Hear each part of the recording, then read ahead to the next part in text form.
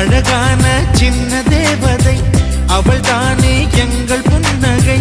நாள்தோறும் இங்கு பண்டிகை, நம் வானில் வான வேடிக்கை.